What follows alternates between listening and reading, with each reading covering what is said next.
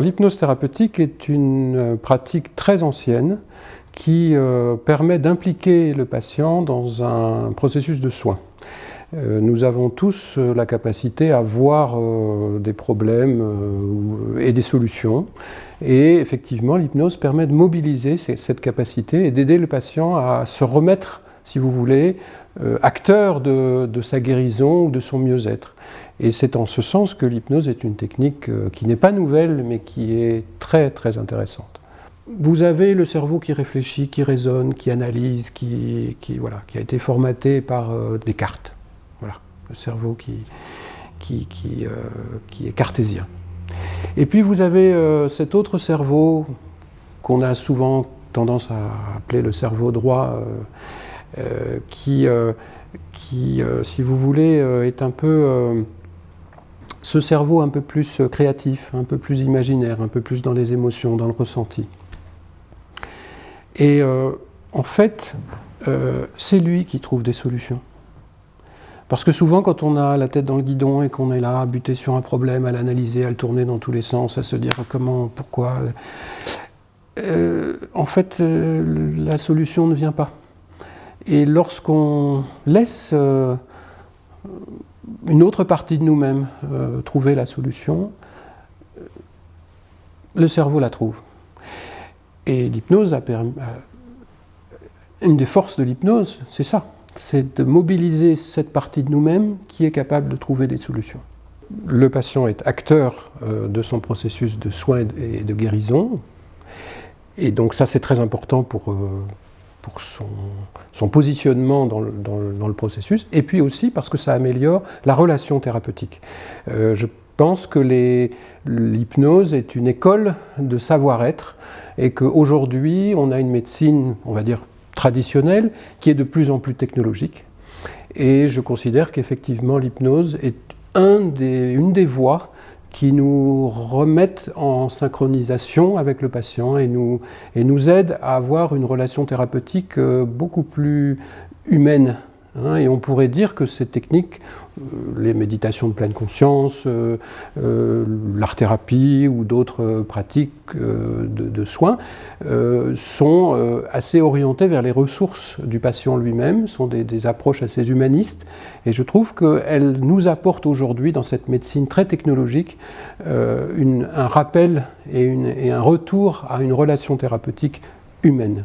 Et ça, c'est très très important, aussi bien chez l'adulte que chez l'enfant. Et lorsqu'un enfant ou un adolescent se sent différent des autres,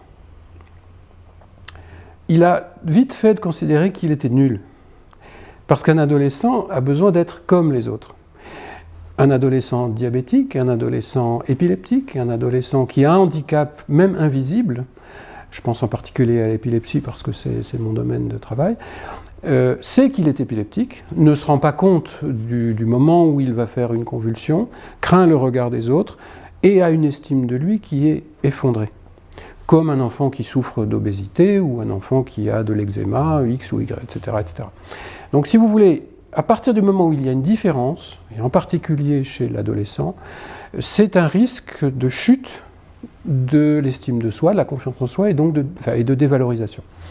L'hypnose est une technique absolument royale pour requalifier une vision de soi et remettre une personne actrice des aventures de sa vie.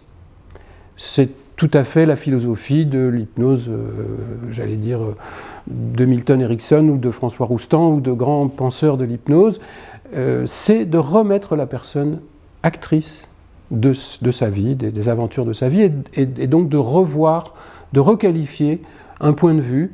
Et donc voilà, nous utilisons beaucoup l'hypnose pour la confiance en soi actuellement, avec des résultats tout à fait spectaculaires, tout à fait durables également. Et on voit bien que les adolescents qui ont facilement tendance à être un peu dans la rébellion, qui est quelque chose d'assez sain et normal, ils adhèrent. D'abord parce que ça leur rappelle une activité qu'ils ont eue plus jeune, donc c'est un peu une cure de jouvence. Et puis aussi, ils ont le sentiment de commencer à prendre les rênes de leur vie. Et ça, c'est extraordinaire. Je ne vous ai pas parlé effectivement de tout le domaine de la douleur et de l'hypnoanalgésie.